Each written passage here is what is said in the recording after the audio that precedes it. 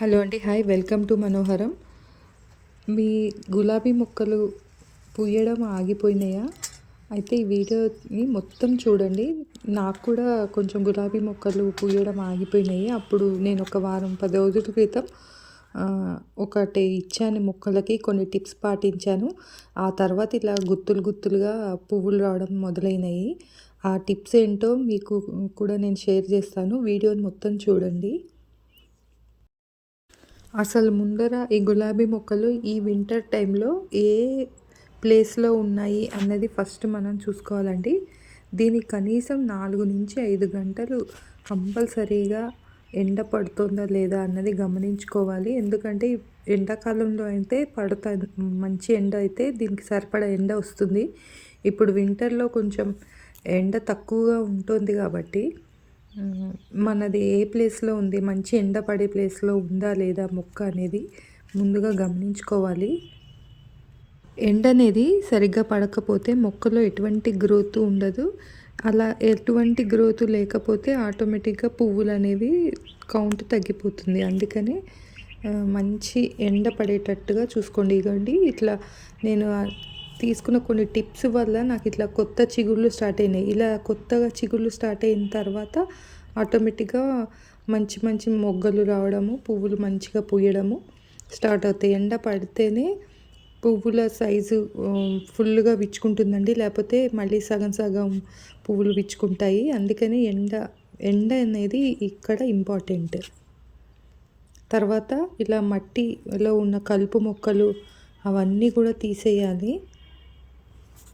మట్టిని చక్కగా గుల్లగా చేసుకోవాలి. అప్పుడే మనం ఇచ్చేటువంటి ఏవైతే మనం పోషకాలు ఇస్తామో మొక్కకి కావాల్సినవి అవన్నీ కూడా వేరు దాకా అందుతాయి.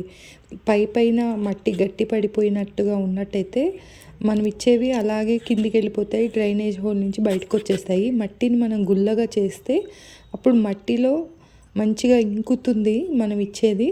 అప్పుడు మనం ఇచ్చే పోషకాలు అనేవి మొక్కకి అందుతాయి.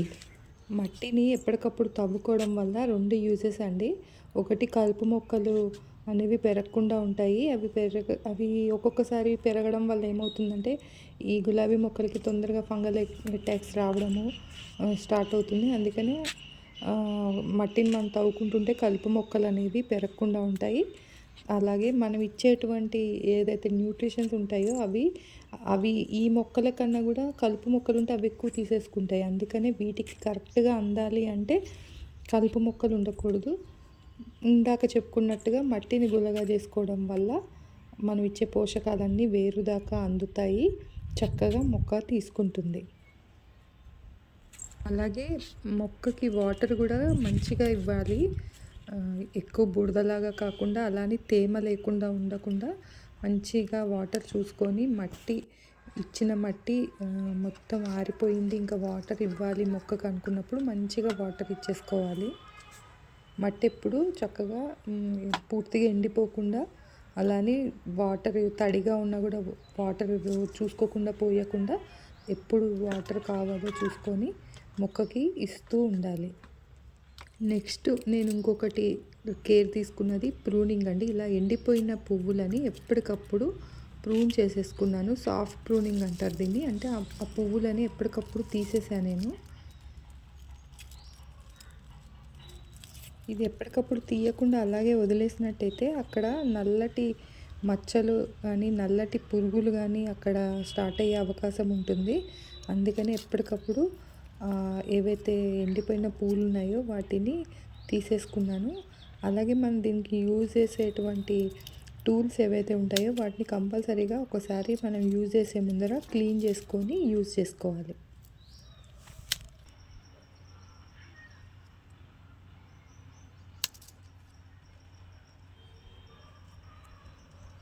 తర్వాత ఈ రోజా మొక్క ఏదైతే గ్రాఫ్టెడ్ ఉంటుందో దాని కింద ఎటువంటి కొమ్మలు రాకుండా చూసుకోవాలి. వాటికి పువ్వులు పూయవు. అది ఉట్టిగా మొక్క బలాన్ని లాగేసుకుంటుంది. దాని కింద ఏమన్నా వచ్చినట్టయితే వాటిని ఎప్పటికప్పుడు కట్ చేసేసుకోవాలి. ఇప్పుడు నేను చెప్పిన జాగ్రత్తలన్నీ తీసుకుంటూ ఇప్పుడు నేను ఇవ్వబోయేటువంటి లిక్విడ్ ఫెర్టిలైజర్ని నేను ఒక 10 రోజుల క్రితం ఈ మొక్కలకి ఇచ్చాను. అలాగే ఈ కలుపు ఇవన్నీ జాగ్రత్తలన్నీ పాటించుకుంటూ ఆ 10 రోజుల క్రితం ఈ లిక్విడ్ ఫెర్టిలైజర్ ఇచ్చాను. ఇచ్చిన తర్వాత మొక్కల్లో చాలా చేంజ్ కనబడింది. జీవకళ అంటారు కదండీ, అది వచ్చిందనమాట. నేను ఇప్పుడు మీకు చూపిస్తాను అదేంటో. దీనికోసం నేను ఉల్లిపాయ పొట్టు ఏదైతే ఉంటుందో దానిని ఒక 24 అవర్స్ ఈ విధంగా నానబెట్టుకొని ఉంచుకున్నాను. అలాగే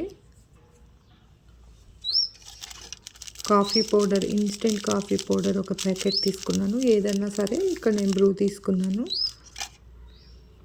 ఆ తర్వాత బనానాస్ తోటి మనం చేసుకునేటి బనానా బెల్లం కలిపి ఏదైతే తయారు చేసుకుంటామో బలవర్ధకమైన ఆహారం అండి ఇది. మొక్కలకి చాలా మంచి పొటాషియం రిచ్ ఉన్నటువంటి ఇది. మొత్తం బనానాస్ ఇంకా బెల్లం కలిపి ఈ విధంగా నేను తయారు చేసి పెట్టుకున్నాను. దీనిని ఈ మూడింటిని తీసుకొని ఇప్పుడు మనం మొక్కలకి ఇద్దాము. వీటిని కలుపుకొని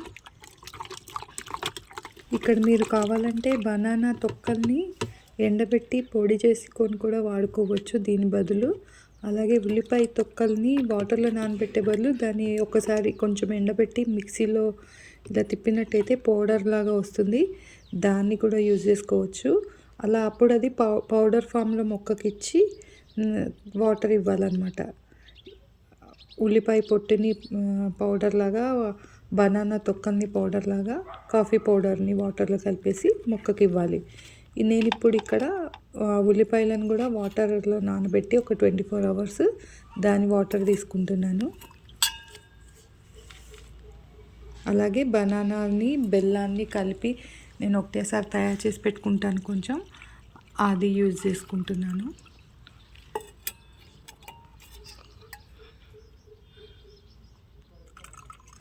ఈ వాటర్లో ఏదైతే నానబెట్టుకున్నానో ఉల్లి పొట్టు దాన్ని వడబోసుకున్నాను ఆ వాటర్ని.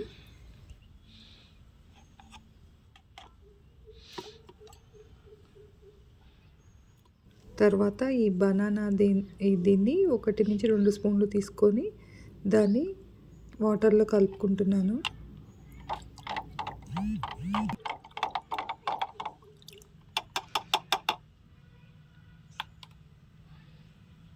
ఇందులో ఈ కాఫీ పౌడర్ ప్యాకెట్ మొత్తాన్ని వేసేసుకుంటున్నాను.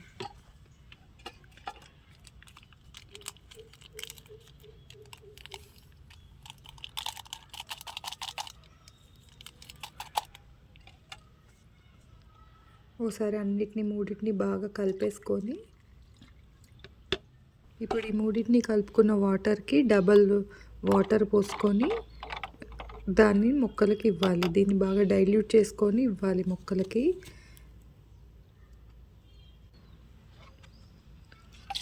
ఇది సగం తీసుకుంటే ఇంకో సగం వాటర్ కలుపుకొని ఒక్కొక్క మొక్కకి ఒక్కొక్క గ్లాసు ఇచ్చేసుకుంటూ వెళ్ళిపోవడము.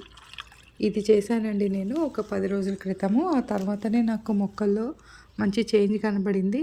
అంటే నేను చెప్పిన టిప్స్ అన్నీ పాటించుకుంటూ ఈ గులాబీ మొక్కలకి ఇది పోసాను. ఇవి పోసిన తర్వాత మంచిగా చిగుళ్ళు రావడం మొదలైంది. చిగుళ్ళతో పాటుగా చక్కటి మొగ్గలు కూడా మొదలైనవి చాలా మొక్కలకి.